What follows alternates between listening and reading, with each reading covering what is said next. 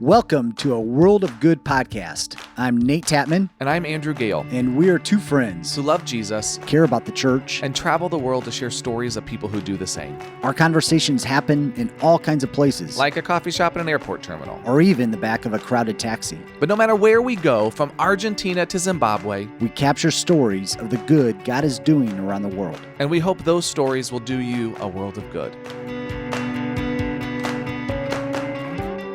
Welcome to a World of Good podcast. My name is Nate Tatman, and I am flying solo today. Andrew Gale, my trusty co-host, at least trusty up until today, is not able to make it. He was under the gun at work and just had a lot going on. And I actually told him I can do this by myself. In fact, I owed him one because he did an introduction by himself, I think last season.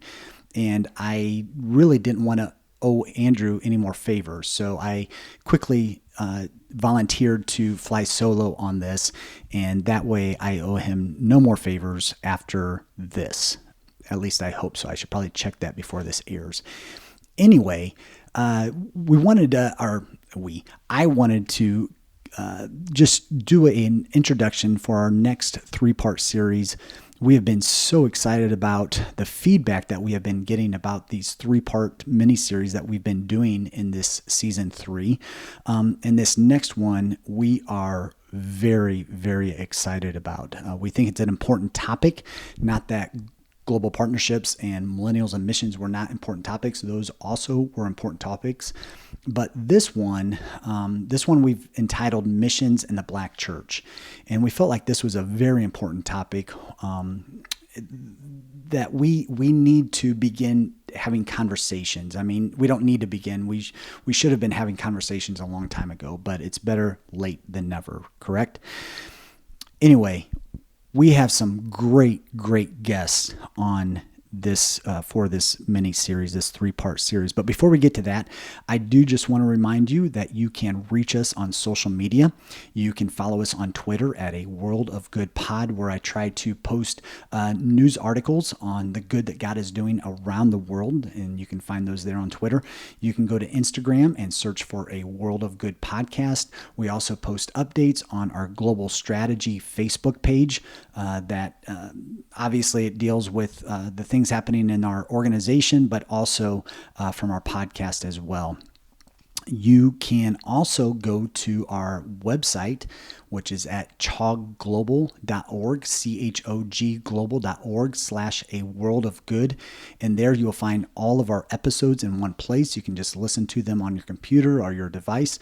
But also, if you go to that page, you can scroll down and you can fill out the subscription information, and you can get these episodes delivered to your email box every other Monday when we release these episodes in season. So this next 3-part series, as I mentioned, Missions in the Black Church, is an important conversation. We've got some great guests. We have Barbara Jones, who you're going to meet and listen to today. And I'm not going to do a very big introduction because Andrew does that during our interview portion. I have a lot of respect for Barbara. I first was introduced to her in the Future of Missions research report that Barna did, and we have kind of alluded to throughout this season. So please go back and read that if you haven't done so yet. But Barbara was interviewed for that research project, and she has continued to go on and start her own organization called Walking Anew. You'll hear a little bit more about that in their interview and just what that means and what she does and all of that. In our second episode, we have Stephen and Peggy Beverly. We interviewed them back in season 1. They are missionaries to Sri Lanka. And Stephen and Peggy, they have a great story to tell, and it is, I'll get into that a little bit later. Keith Spencer is a missionary specialist for global strategy, and we will bring Keith in much as we did with Channing Marvin and Josh Uyghur, and just kind of recap everything that we've been discussing through these interviews, and as kind of the third and last part of the episode or the series. And so we wanted to bring Keith in and talk to him and have him kind of join us as a third co-host around this conversation of missions in the Black church.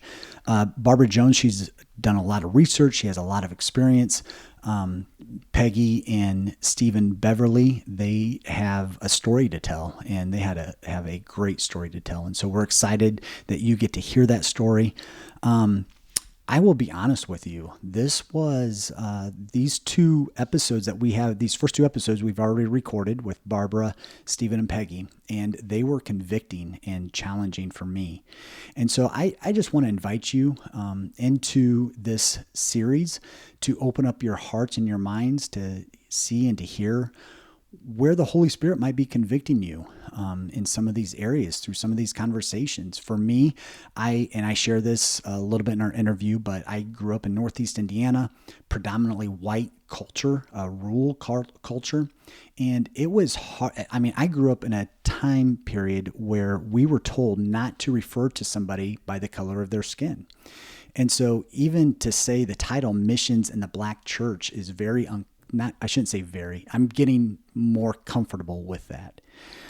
And so there may be some things that are said, that are mentioned, that are talked about that might just come across as a little uncomfortable for you because you haven't talked in this sphere or been a part of these conversations before. And so that's why I just say, as you prepare to listen to these interviews, open up your heart, open up your mind, ask God what it is that He wants to do in you so that you can then turn around and use this knowledge, use these interviews, use this content as a way to maybe think differently, as a way to maybe do something differently, or just as a way to appreciate culture and where you're living and those who you are surrounded with in a different light as well, and to see what God may be doing in you and your community and in your church.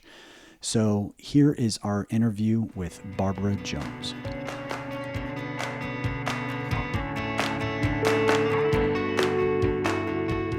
Welcome to A World of Good. I'm Andrew Gale with my co-host Nate Tapman, and we're so grateful to be joined in this conversation by Barbara Jones. And so we're going to get to know Barbara today a little bit, hear about the work that she's doing. And the goal of this is really to get an overview of the experience of Black people engaged in missions globally, some history, some founding conversations, so that we can start processing what it looks like for our Black brothers and sisters to serve, the joys, but also the challenges that come with that, and the systems and structures that we may have set up that may make that complicated for them to serve in the full way that they would want to. So Barbara Jones, we're so grateful that you've joined us today. Thank you. Thank you, Andrew and Nate, for having me. I'm looking forward to this conversation. So Barbara Jones is the president and founder of Walking Anew, Inc., which is an organization that does what? Tell us about the work that you're currently doing, Barbara. Yeah, currently I am working in my own backyard missionally with the hopes of expanding missions globally. I do that through a lot of mediums. Some is just by engaging in our community, in the Black and Brown community in particular, and also identifying and raising up missionaries for global works, training and discipling the church through intercultural competencies so that we can reshape missions, as it were. Not that what God has done isn't good, but there's room for more work to be done. And so just raising up a community, both in the church and outside of the church, in a way that causes kingdom flourishing. That's awesome. That's awesome. And this isn't new work for you. You've been a part of this missions conversation for quite a few decades now. So tell us about your call and your engagement in missions, and then kind of the trajectory of that's gotten you to this point today where you're helping to encourage and support and walk with folks that want to serve globally. Yeah, I am one that believes that nothing is wasted, that God can use everything. So I grew up as a Jehovah's Witness, and I could talk to a tree. I can evangelize a pole. I can talk about the gospel through that particular phase of my life. But in that journey, it kept me away from the church because there were misconceptions embedded in me about the church. But in the late 80s, early 90s, the Lord just pulled me right on in, and I became a member and Christian at the Evangelical Covenant Church.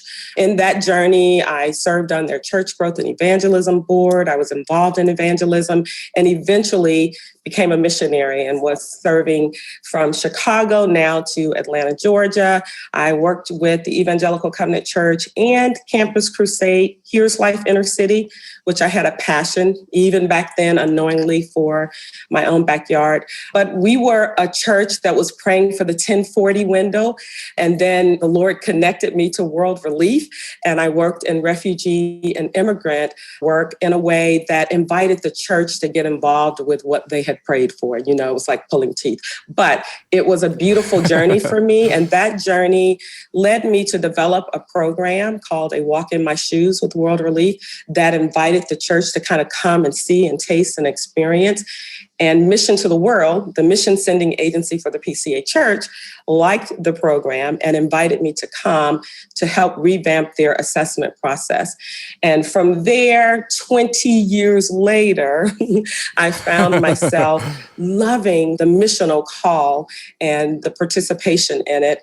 And so they asked me to lead the organization in a diversity effort.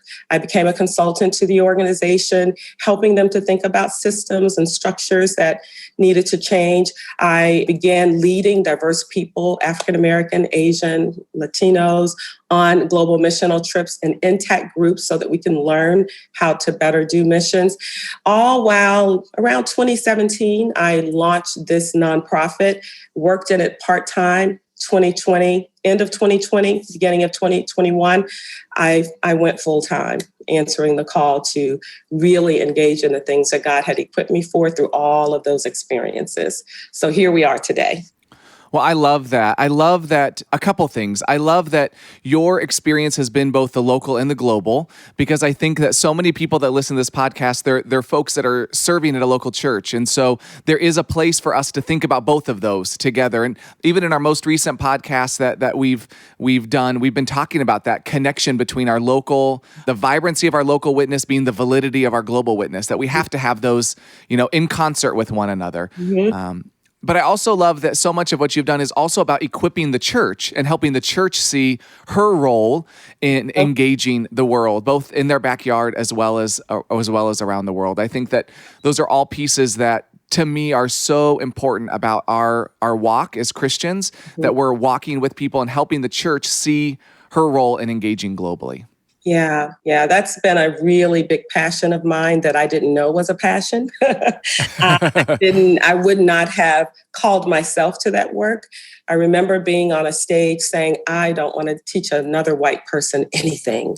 And now here, my passion and my work is discipling white brothers and sisters alongside people of color in this development of intercultural competencies so that kingdom flourishing can happen, and so that we can really move towards loving our neighbor in the way that Christ called us to. Barbara, well, your name first popped up on our radar through the research, The Future of Missions, that Barna did in conjunction with the Southern Baptist Convention. And there was just a lot of things in there that were fascinating in terms of what the future looks like for, the Gen Z generation, millennials, that sort of thing. But before we kind of get to that, I would just love for you to kind of paint a picture for us of where missions has come from in regards to the Black community, the Black church. What historically, where has the Black church been involved in missions, or how have they been involved in missions? Yeah, this is always a very complex discussion to have. I think, we need time to kind of delve into it, but it's also a passion of mine, because the reality is there's a fact that diverse missionaries have been on the scene from the beginning of history, for this reason. Well, for a reason that's only known by God, history has chosen to wipe out many of these stories from the map. You have to dig deep Mm. to learn about Black and brown people in missions. And our history really, though, has been shaped by those who have the power to narrate the stories in ways that have proven to be untrue Mm-hmm. and in ways that exclude. So when one is talking about the history of African Americans in missions, I say, look around. We are everything. But also a part of my calling, as a part of my calling, I found it important and necessary to introduce us to a few names. And so a few years ago with a group I started, and I know that this is not something that can be seen, but Yeah. I found it important to create a timeline that collides with the Hudson Taylors of missions, but it expands beyond that. And this timeline in particular starts with John Marrant, Marrant, who was a missionary in the 1770s, and then Amanda Berry Smith, who was a missionary in 1878, Mariah Mama Fearing, a missionary in 1887. And I can go on all the way up to today. Really, this is a call for some of us who have been excluded to come on back. Yeah. There's room at the table for us, but we have been a part of the fabric of missions from the beginning of time. So just dig deep. Even I have to dig deep when I'm asked to do a talk. I try to go and find the unknown and introduce him or her to the audience that I'm working with. And in that, I learned that, we have a deep missional history. So part of that is inviting the church to re-embrace that and challenging seminaries to dig some of that up and present it in their courses. And for us to do the work of researching and finding those brothers and sisters who have been forgotten. Is there a PDF version or something that we can link in the show notes and on our site to that timeline? I can definitely get that to that you. would be that would be great. That'd be awesome. I love that. Well, one of the things that came out in the research from Barna was that Black and brown people will be the most potential missionaries for the future, right? But that they're also the people that are most skeptical of missions history. That there's some need to reconcile with our history or to own up to our history. As a white person and as white churches, how do we do that? How do we step into that reconciliation? How do we step into that conversation in a way that's honoring, but to our Black and brown brothers and sisters, but also that recognizes the harm that's been done in the past? Yeah, I mean, that's the way you framed it is perfect, because in the Barna interview, I said 3 key things, right? We need to ask ourselves, what's keeping us from accepting people of color as equal image bearers? That's work we've got to do within ourselves, right? Mm-hmm. How do we begin to acknowledge that our history is one thing that impacts our ability to do that? That means we've got to know our history. We've got to know the implications of that as we aim to engage people of color, Black people, etc. The other is developing intercultural competencies. Do we really believe our way is the norm and that everything should happen based on our cultural lens? Well, if we don't know we have a cultural lens, then we don't know that we're causing harm or excluding, and we don't have to face it. Or if we're looking at everyone by saying, oh, we're all Christians, we're all Bible believing. Yeah, that's true, but there's more to it than that. God intentionally made us different.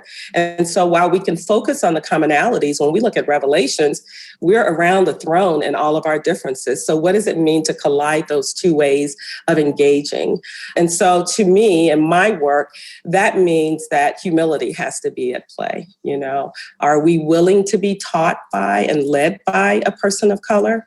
And do we recognize that marginalized people in our society today have essential wisdom that we can teach, that we can guide, we can lead, we can help white people develop? Oh, imagine that, Imagine creating spaces for that in a way that, again, causes kingdom flourishing. What's our fear in doing that? That's the challenge. It's so good. And it's not easy. I don't sit here and say, oh, this happens overnight. In my work, I say, take time, start with where you are and what God is showing you about yourself, and kind of sit there and marinate in that for a while. Yeah, it's a process. You listed three things. You said, be humble enough to be discipled, develop cultural competencies, and honestly address fears. Those are three things that are that you recommended that are required of me if I'm going to personalize this.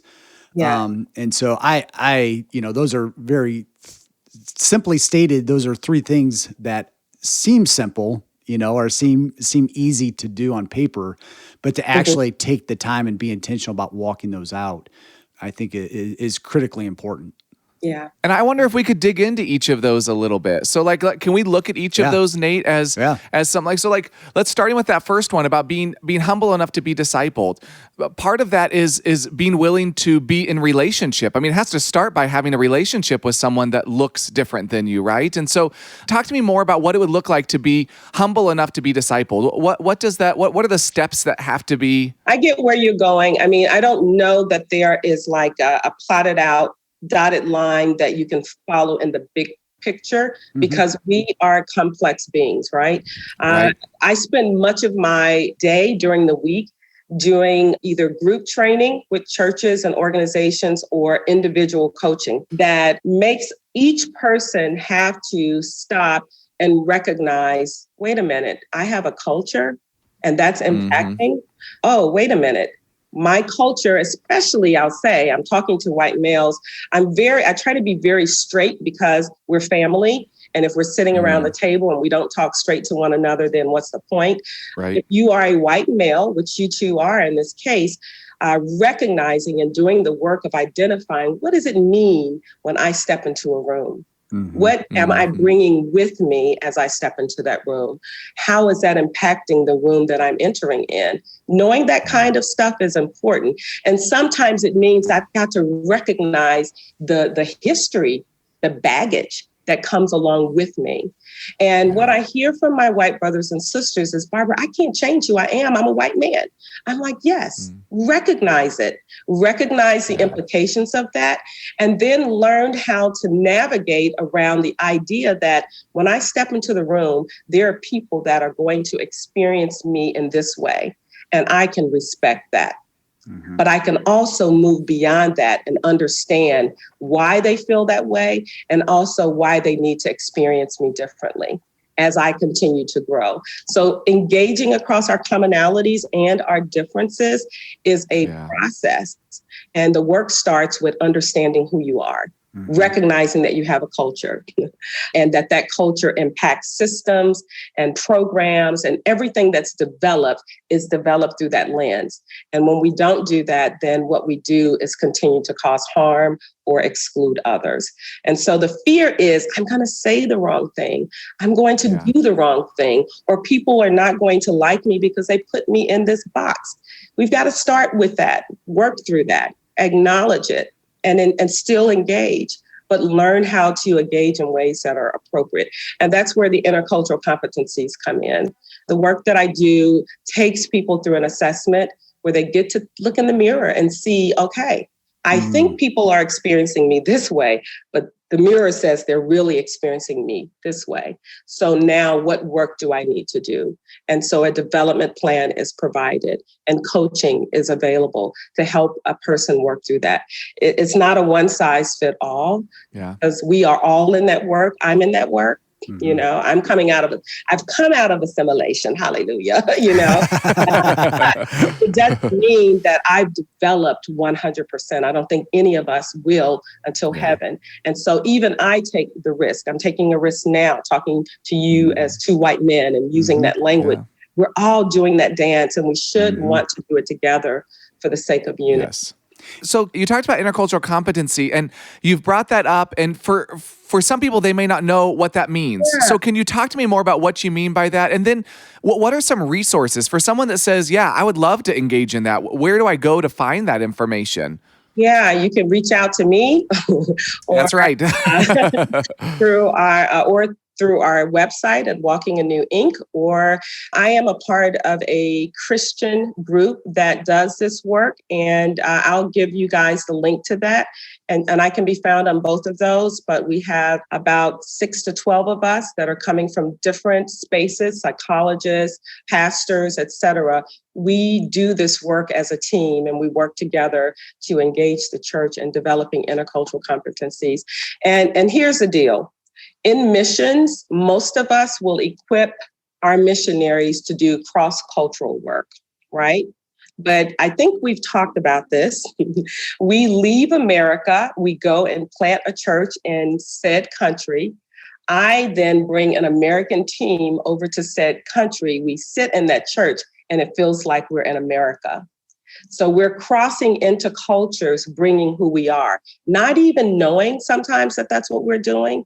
Intercultural competency says, hey, I'm going to stop and recognize that I have a culture and that that culture will impact how I engage those who are different from me. And so it does a different type of work so that we embrace the differences and not try to make everything look the way we think it should look because we think our way is the best culturally. That's a Barbara definition. Does that help? Yes. Yeah, that's great. That's very helpful. And I think that's so important. Again, you're exactly right. I think we think about that as something that our missionaries have to do, that it's for those that are over there, and that they need to think about how to develop cross-culture. But really, most of us are going to cross multiple cultures every single day, and we don't realize it because we're so ethnocentric. We're so we see our culture very much from our own lens, and so being opened up to that, it's like giving new language to something that you didn't realize was even there. It's like suddenly realizing, oh my goodness, that person thinks differently than I do, which means that when I say this, they hear it this way, not because I'm saying it a certain way, but because we're coming from two very different cultural backgrounds, and so. Again, I think we've thought about that when it comes to missionaries, but we have not applied that to the work, the hard work we need to do here in the U.S. to engage our churches and our communities well. Yeah, here's what I say. Nate, you grew up in a place, you went to school in a place, you were surrounded by a people that spoke into your life, and then you left that space, maybe went off to college and all these other places in your life, and that shaped your lens, your beliefs and your values and your perceptions. Yeah, that shaped who you are. That's a part of culture. The elephants in the room are that you are also a white Christian male. But all of those other pieces are a part of who you are, and all of that shapes you. But what happens is in this group space, you have a category that you can fit in that you don't have to even think about. It's just there. You can navigate through it as a white Christian male in a way that you don't have to stop and recognize like the implications of that. So all of us, me, you, everyone, we have a culture, and then we have these elephants in the room that put us in a box, and those boxes are what challenges and stretches and destroys. And so we've got to look at culture in a way that's beyond the boxes, but it also includes the boxes. But the boxes aren't the only thing. We are shaped by God, and He has given us this path that has made us who we are. And so what does that mean as we aim to live out this truth of loving our neighbor? It means we've got to get beyond focusing on just the commonalities. We've got to look at our differences and embrace them in a way that may be nerve-wracking at times. You ask about the fear. Yeah, it feels like for many that you're stepping into shark waters. I describe it as landmines. You are going to say the wrong thing. Be humble enough to say, yeah, I messed up. It's just like on the mission field, you are going to pronounce a word wrong when you're preaching and you're learning language. We've got to be willing to submit ourselves to that possibility of growth so that we can better engage one another. So one of those systems as a missionary that I think I have found out, again, I just know the systems that I have grown up in, the church that I've grown up in, Northeast Indiana, over where I'm living, over 90% of the population, probably closer to 95% of the population is white. And so I just, again, like you said, I don't know. I just assume a lot of things.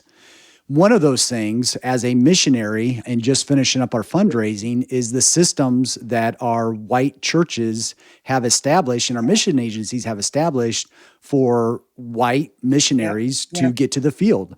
And, it was hard. It was a lot of hard work for us to become fully funded, but we did. We achieved our goal. And it wasn't until towards the end of our mission support, raising our mission support, where I came across this book called Funding Your Ministry by Scott Morton. And he has a section at the end of that book. I want to make sure I get this right here. Chapter 22, the name of it is Especially for Gospel Workers of Color and Their Supervisors.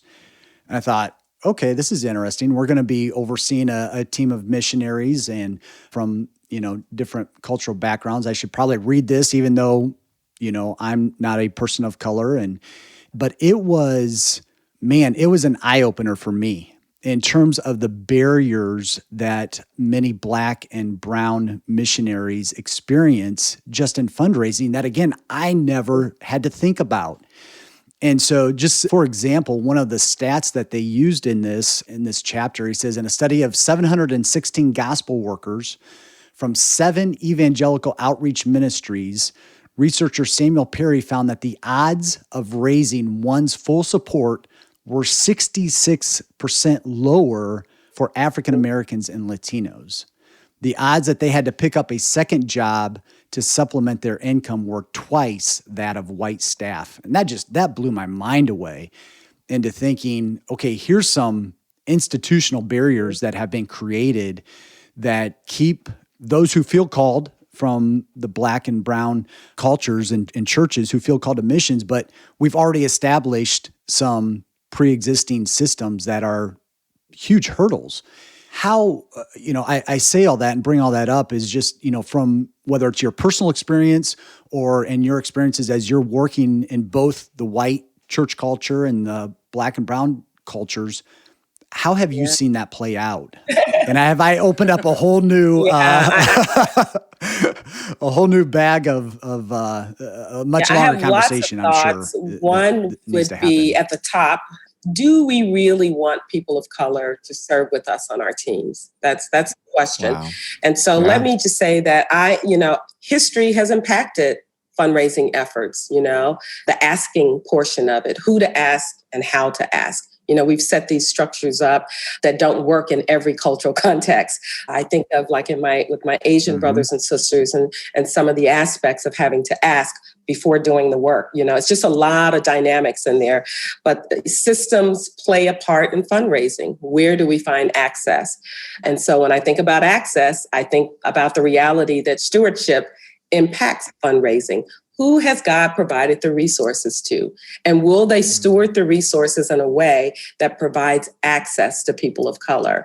And we know the Lord owns it all, but I ask, especially in my broader, more white churches, like if God has called you to give, will you give to someone like me? Do you see me as an equitable member of this gospel-centered work? And so I say we need those door openers, those allies who will create those spaces. And on the flip side, as people of color, because the stop sign was put up so often historically, and even the missionaries that I called out to you on the timeline, a lot of them had to find other ways of answering the call because within the broader white American context, there was no room for them. And so they found other means of getting to the mission field. And so, there's a challenge for the broader white church, but for people of color who really, if I can say this, most of us, because we have so much work in our backyard and the doors have been closed for global missions, we're being very missional in our own backyards. But some of us are called to global. And so what do we need to do to begin thinking about that reality, that there is room for us on the global mission field? And that's why I'm passionate about my work, because I go and I see and I'm asked, where are the rest of you? And so there is room for us. It's just a lot of dynamics to work through. And that's such an important point you bring up, because in our next episode is with Stephen and Peggy Beverly, who are missionaries serving in Sri Lanka. And that's one of the conversations that we have, or part of the conversation that we have with them, is that the Black church does a tremendous job on local neighborhood ministry and missions, like you said, doing missions in their own backyard. That for them, for both of them, there really wasn't even this knowledge or awareness that there was this global missions out there, that was even an option for them, because they just didn't hear about it growing up. Is that changing at all? Yeah, in it's the Black changing, community? but again, the reason that we didn't hear about it is that, I did a talk at a seminary on stop signs, and I identified all of these different stop signs that are held up to us historically when it comes to missions. And so eventually, if you get the door closed on you, you just say, you know what, we're not wanted there, we'll focus on here. And so we talk about missions. If you go to the Black church, we are always talking about missions, but we're talking about it in our backyard. And we're saying that's for those folk over there who didn't want us. So we'll work over here and do the things that God has called us to do. And so, we don't talk about it. Or the missionary board are the women sitting on the front row, because they're the ones out there praying and evangelize. It's just, I do think the narrative is beginning to change. We have more African-American missionaries coming to the table. And, let's be real, this talk about unity and diversity, it's become very popular as of late. And so if we can get one or two or three that we can highlight, we're doing that, because representation matters. But I'm still challenged by the idea that just because we get people of color on the mission field, if we don't do that deep work, we're inviting them into toxic waters, if you will. Painful waters that they have to navigate through. And so that's why I'm passionate about intercultural competencies, because I'm saying, come on, guys, we've been dealing with that for a long time. When we enter into this majority culture space, come on and get in the water with us. Feel some of that pain, feel some of those challenges, make some of those mistakes. Open the door, support, fund someone who's different from you.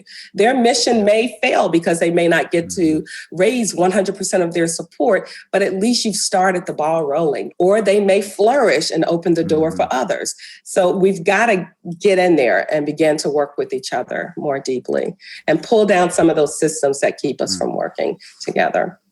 Absolutely. One of the systems that I think it comes up over and over that you alluded to just a second ago. And so I just want to raise this up and kind of say, how do we deal with this? How do we walk together in this? Is that our language is different. When we go to another country, we expect that we're going to have to learn a new language and that we're going to have to learn what those words mean. But when we speak the same language as someone, we just assume that when you use the term missionary and I use the term missionary, we're talking about the same person that we have in our mind of what a missionary is. Yeah. What I have found is that with the Black church that I've engaged with, they use the term missionary in ways that are very different than the way that I would use it. I mean, exactly what you're talking about. It's the women that sit on the front row who are evangelizing. And that does not mean that is an equally important definition of mission, but not what I had in mind. And so part of this, I feel like, is also stepping back and saying, what words are we using? And words matter. And so how do we make sure that we're using the same terms and terminology and coming to the same place? But I think that's also really challenging when because of our assumptions, if we don't do the hard cross-cultural work, intercultural work, we don't even realize that that language is passing right by us. Those words go right by and we don't realize that we're seeing it so very differently.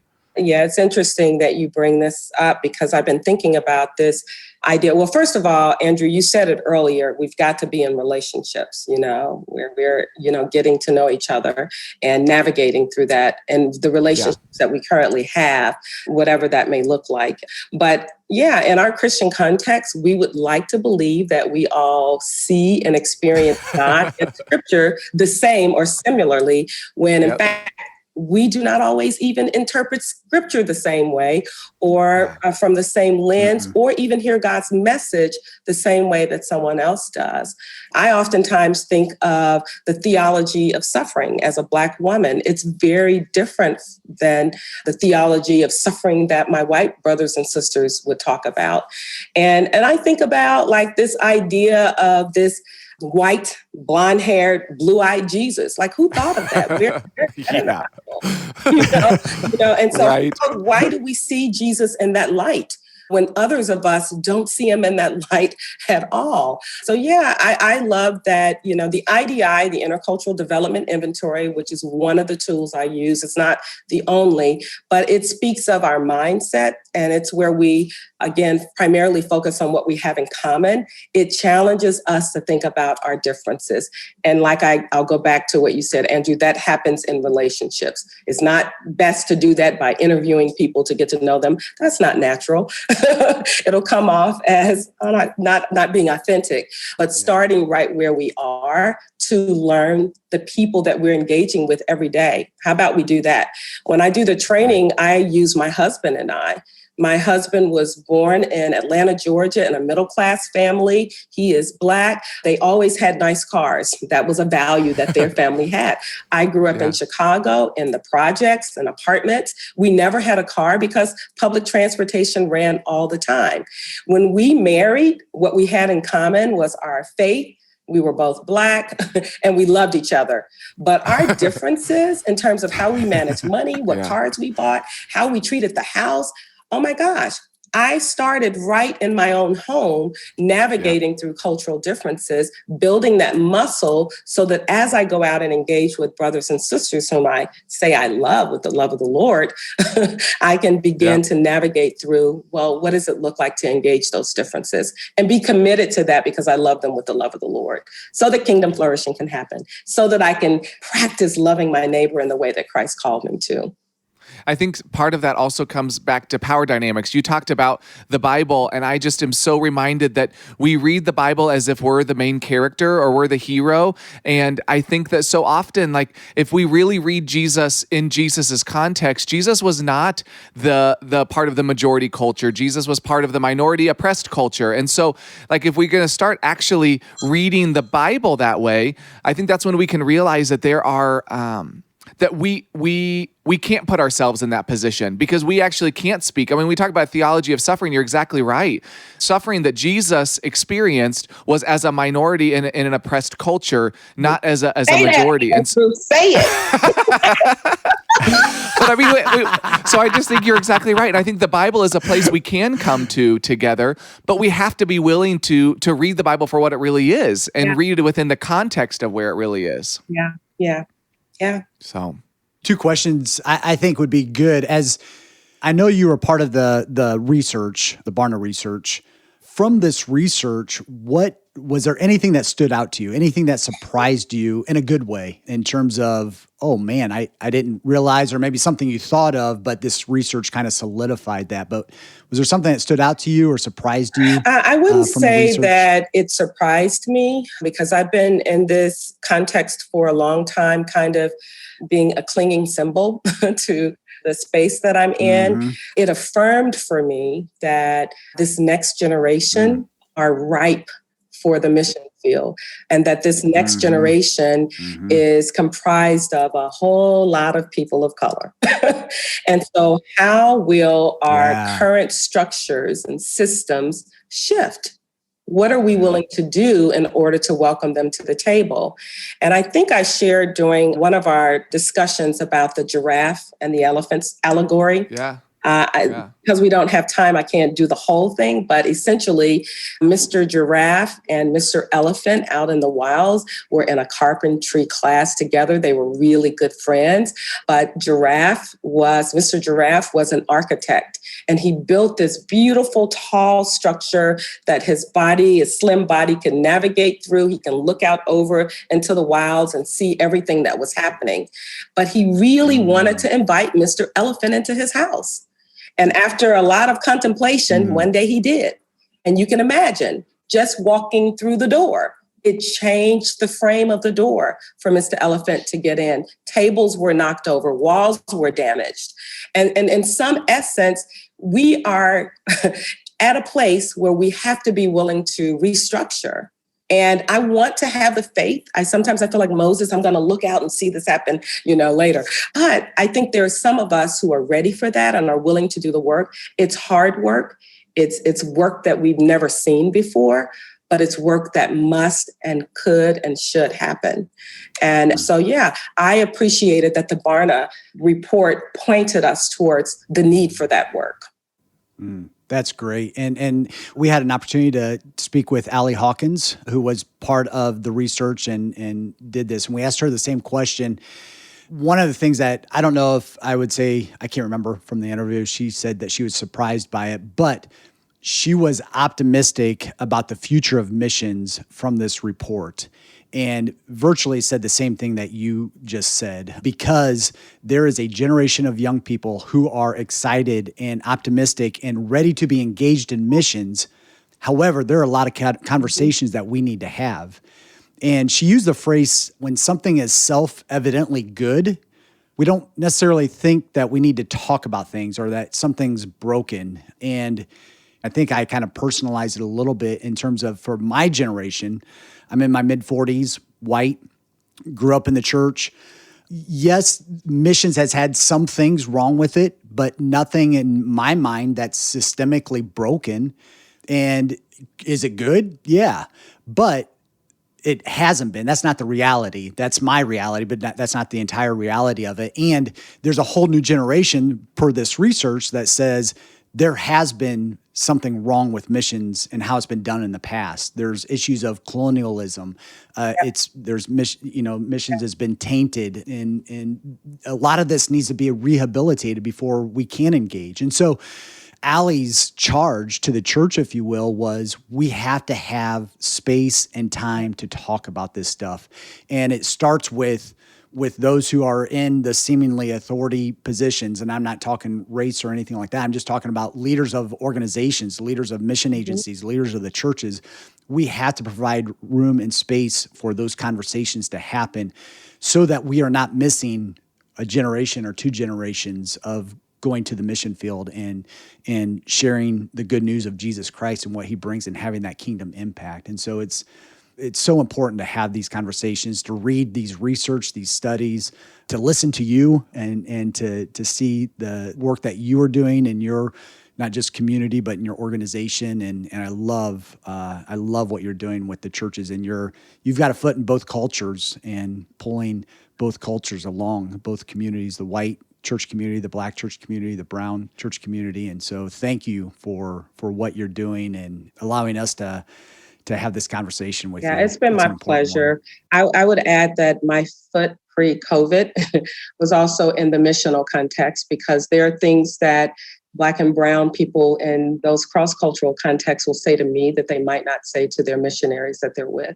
And so that too has fueled me. And, because some of the same things that we've done in the US, we're doing on the field, and we just don't know it because we are focusing on our love for Christ alone and not looking at differences. And that's causing a lot of harm, and it's skewing the gospel in some ways, but we all know that God will prevail and his truth will prevail. And so there's nothing we can do to mess it up, but there are some things that we can do to cause challenge and harm along the way that may be unnecessary.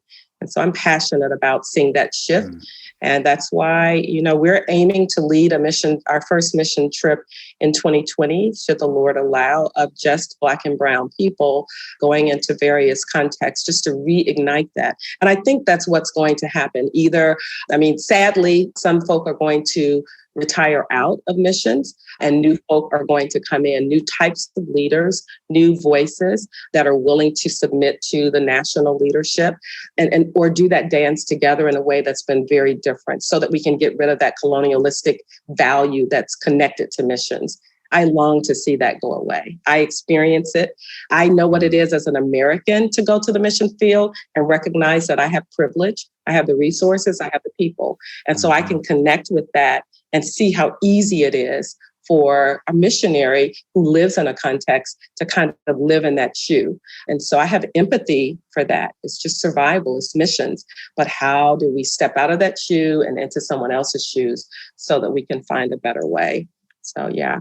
I appreciate it. Barbara, this has been such an incredible conversation. Thank you for giving us just a short time, to share about the work that you're doing, your passion for the work. And I can just sense God's work in your life and in the ministry that you're doing, and just continue to pray for you and your ministry as you call up people to serve. I just am grateful for that. So thank you, for challenging us.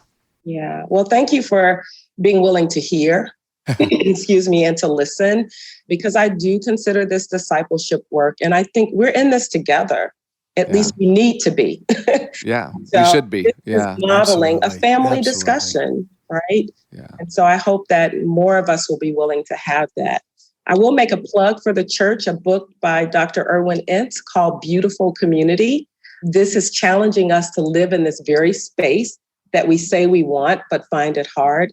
The book is done in a very gospel-centered way to kind of prick our ways of thinking about how do we better engage. But yeah. Awesome. Thanks for That's sharing great. that. And Thank you. we Thank you. people Yeah. listening can find all that information in the show notes for this. We'll put links to all that to Barbara's website, to her organization, and just so that you can connect in with all that information. Barbara, thank you so much for your time today. We really, really appreciate it. Thank you all for having me. It's been my great pleasure. And look, stay encouraged. Just stay encouraged. Yeah. God's got it. He's got it. Thanks. Thank you, Barbara. Thanks for listening to A World of Good. A World of Good is a podcast production of Global Strategy and Church of God Ministries. Our theme song is Colorado by Leo Flores. If you want to join the conversation, visit us at Twitter at A World of Good Pod, on Instagram, A World of Good Podcast, or visit our website, chogglobal.org/A World of Good. And join us next time as we share more stories of good from around the world.